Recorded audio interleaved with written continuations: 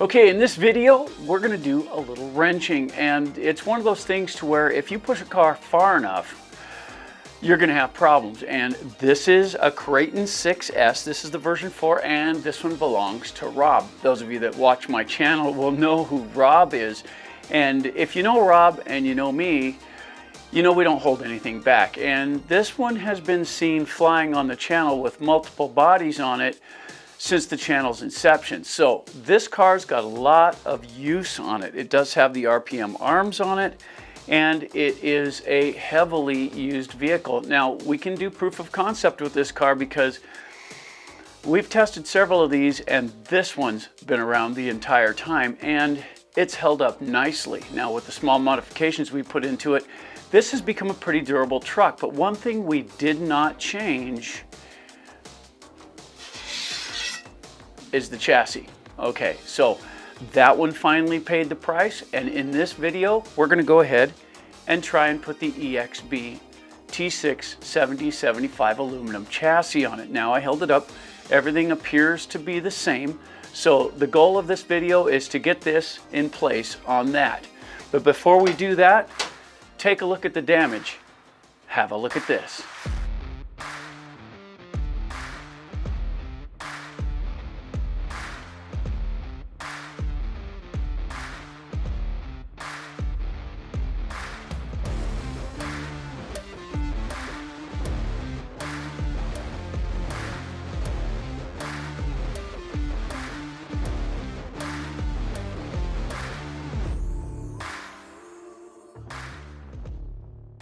That being said, the damage is significant, as you've just seen, and you know, this truck, it deserves better.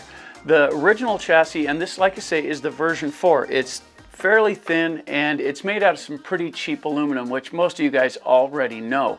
Now, we haven't fit one of these EXB ones in place, and I know the ears are a little bit different, you know, from the grub screws there, but I think that can be overcome, and Rob's willing to deal with the issue one way or the other. So we are going to give this a sample, and we'll let you know how things line up when we're done. So in this video, we're going to go ahead and swap this out, but we're going to do something. And if you watch the Bulletproof Typhon video, you've seen me do this before. And what we're going to do is we're going to build a cradle, and we're going to time this one, and we're going to see just how long it takes to swap a chassis my way. So in this video, we're going to give that a sample, and you'll be along for the ride. Check this out.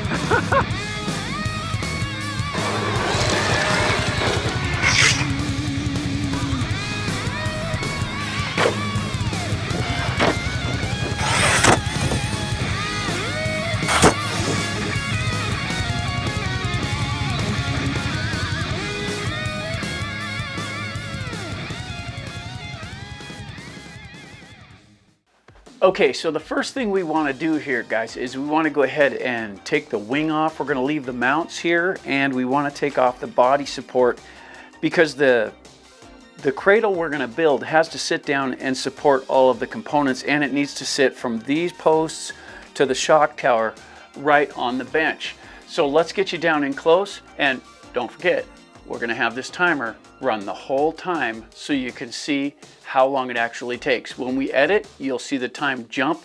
It's still going to run the whole length. So at the end, you'll know exactly how long it took me to change this. I've done this before, but it's a fairly simple process most of the time. This is the first time I've had to do it where we've had such significant damage in the bottom, and we're not replacing it with a direct replacement chassis, which is the version 4, which is another thin chassis. We're actually going to upgrade it to the EXB one, and that may cause difficulties. Either way, the timer is still going to run, and at the end you'll know how long it took us to do it. So let's get you down in close and let's get started. Okay, first we've got a little setup to do here, guys. So I like to use a towel out here like that, and then what we need to do is take a look at the chassis here and find out which end is the front. On this one, it's going to be up front here, so we're going to set this next to it. And when we flip this over, all of the screws we take out of here are going to be indexed into this one at a time, so it keeps proper placement for the screws. Then we'll transfer them to the old chassis when we put the new one on, and we'll be able to put everything right back in. It makes it way simple, way easy. So when we go to start actually doing this, we'll count pulling off the wing. It'll be complete. We'll count taking this off, and we'll flip the thing over. We'll count building the cradle, and we'll count it right up until we're done with it. So this does have a broken arm in here, and this is just the chassis brace. We're going to go ahead and leave that as is for now. Later, when we get our aluminum ones in, we'll swap that over. But right now, this is all that we have for the car, so we're going to go ahead and stay with that. But we'll have the car completely functional. We'll just have to wait for that one part to come in, and then it will be complete. So this is just a chassis swap part. So let's get on with it. So we'll get this all set up. Let's go ahead and make sure we have all of the tooling that we're going to need right here. And now we should be ready to go. There we go. All right, let's begin. Okay, the first thing we want to do is get the wing out of the way. Of course, we're going to speed this up so it's not so long and drawn out.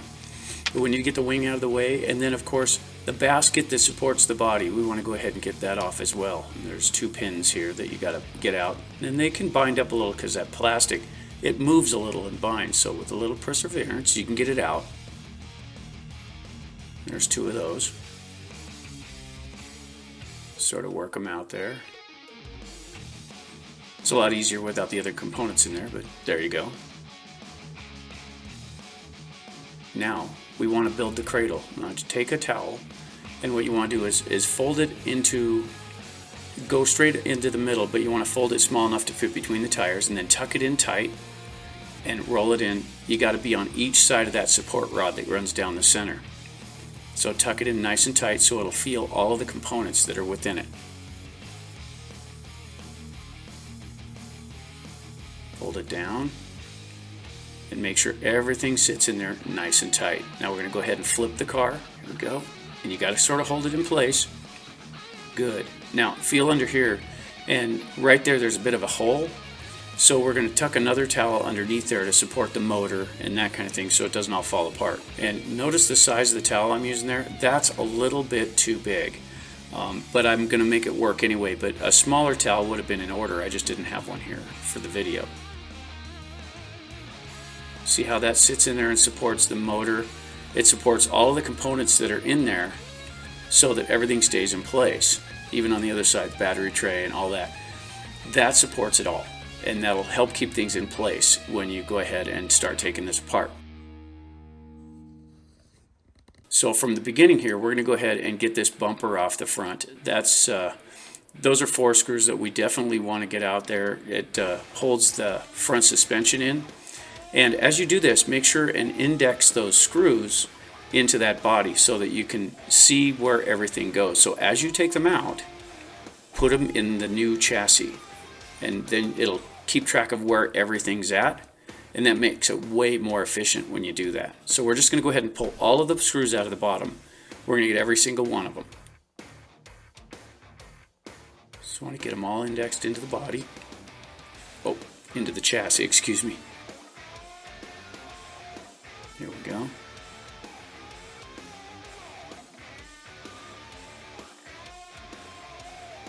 Now the 2 right behind the front arms that I left in, those 2 hold the steering apparatus in there. So they can be Loctited in. Sometimes they're a little tough. If you do have trouble getting them to break loose, you're going to have to go at those with a really new tool that's got a good insert, and you might have to put a little heat on them just to get those 2 out. So those 2 can require a little bit of work.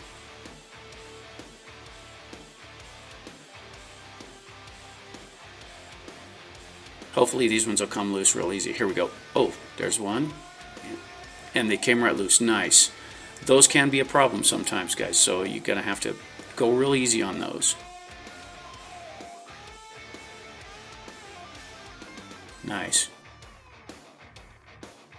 The two that go into the aluminum motor mount, those also have Loctite on them, so those might require a little more effort as well. That was a little stubborn. Be patient and work them out so you don't strip out the heads.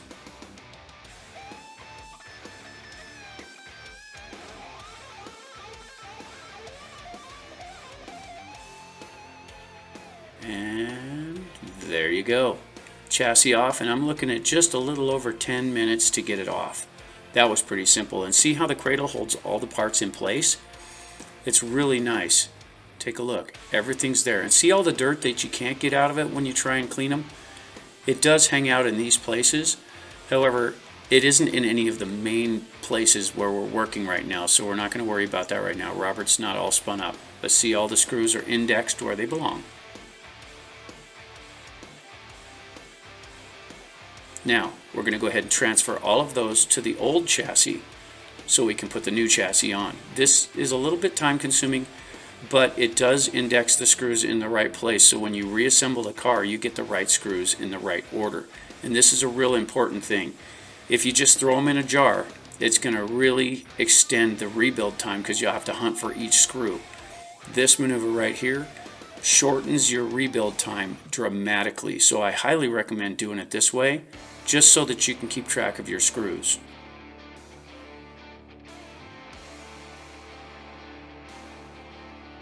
So before we go ahead and put it together, we need to get a little lube in here. So we're going to squirt a little more lube in there just to keep it, and it had lube in there to start with, but always take the chance to, or take the opportunity to put a little bit more in there.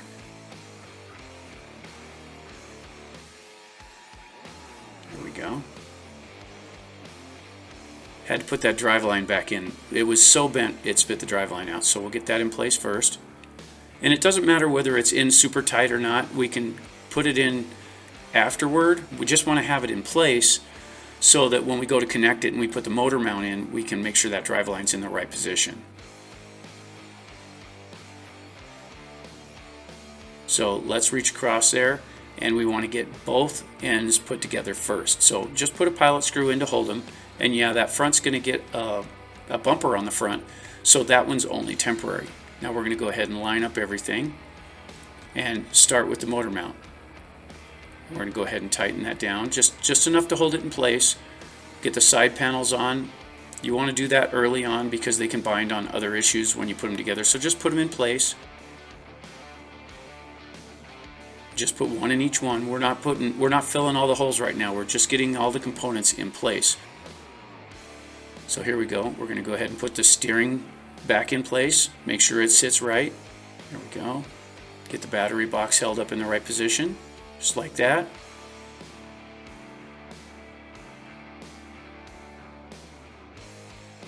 And now let's have a look. Make sure everything's lined up properly, everything's in place.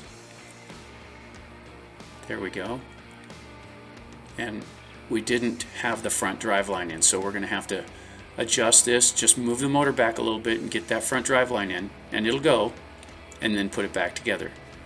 So even with the suspension on the front and the back, you can move the motor assembly around with the differential and get everything connected, then put it together.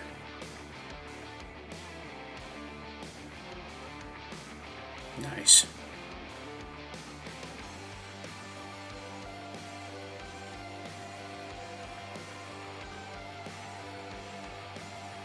Go. Use a little prod to go ahead and straighten those out so you can get all your screws started. And we're just putting the main ones in for the differential and the motor mount at the moment. Now we're going to go ahead and I'm going to let you watch, and we're just going to go ahead and put all the screws in the chassis.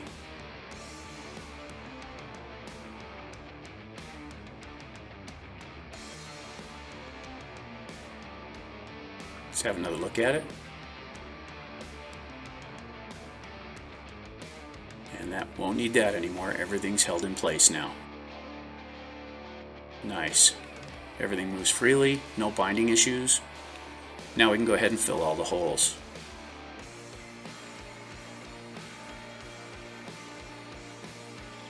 Go ahead and put the bumper on.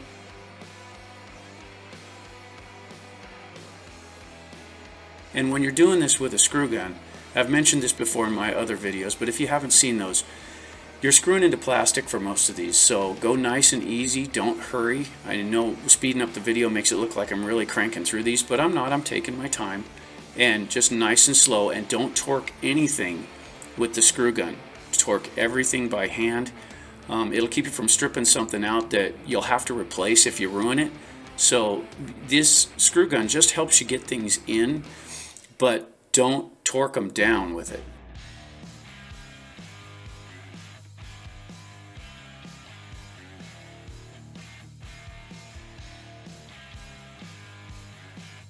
And there you go. All the screws are back in place. They're loose, but they're back in place. Didn't miss one. So now, let's go ahead and torque them all down.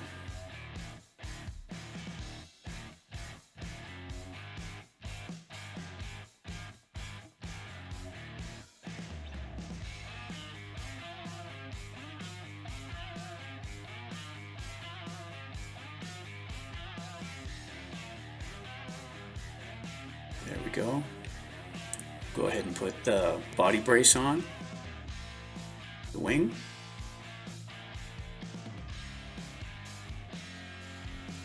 There we go. Oh, and the body support, I put it on backwards. So that is possible to do. It looks like it should hang to the back, but in this truck it actually leans forward. There you go, 34 minutes flat. So there you go, guys. There's the chassis change for the Kraton 6S. Now, of course, this is the version 4, and we did put the EXB chassis on. It did fit well, but the grub screws in the rear with the RPM arms didn't want to make contact, and that was pretty easily fixed by putting in some flathead screws. Check this out. Those do a nice job of making contact, and since most of the travel's down, the screws don't touch anyway, shouldn't be a problem. So notice all of the screws and everything are in the right place. That had a lot to do with indexing them into the opposite chassis. It takes a little time to do that, but even so, I came in just over 30 minutes, and I wasn't in a big hurry here. We just flipped it over and got to work. And the nice thing is, if you build your cradle right, and of course that one was so messed up when I put it together that as soon as I pulled the chassis off, the bent chassis gave it room to move. I had to make sure your drive lines are in good. When you assemble it, get your tail and then your front down, connect those, then move the drivetrain around inside until you get both of them connected and put one screw in. So individual screws just to hold components. Once that's done, line everything up, put everything back in. It goes really easy. The first time might seem a little daunting, but once you do it, you'll find with this type of vehicle, it's pretty much the only way to fly. So I hope you found the video informative. I hope it was helpful. You know, we try to come up with cool little gadgets like this that kind of help out, you know, these flat pan chassis. Most of them are about the same, and this trick should work for all of them. There's a couple of things though. Right down in here where the steering bell cranks hook in, those can be a little bit tricky because Arma does put Loctite on those. And before you get started, you might want to see if they're loose. If they're not, maybe add a little heat to them just to get them to crack loose. And then everything should come apart pretty well. It's pretty simple, and you know, it takes just a little bit of practice and you'll have it down. So hey guys, if you haven't already, don't forget to subscribe, like, and share. It's awesome when you do, and it feels pretty good around here as well. You know, don't forget that notification bell to stay informed. I keep forgetting to mention that one, but that's every bit as important. You know, this stuff right here, we really do enjoy wrenching here. It's not just me. It's part of the hobby. You know, if you're going to go out and push these things, push the envelope, see what these cars are capable of, you're going to need a wrench once in a while. And these tutorials are supposed to help you understand how it's done. If you have any mods or anything like that that you can add to this video, please feel free to leave a comment down below and help others along the way. Hey guys, I'm AJ with AJ Jam Studios saying, keep wrenching, guys.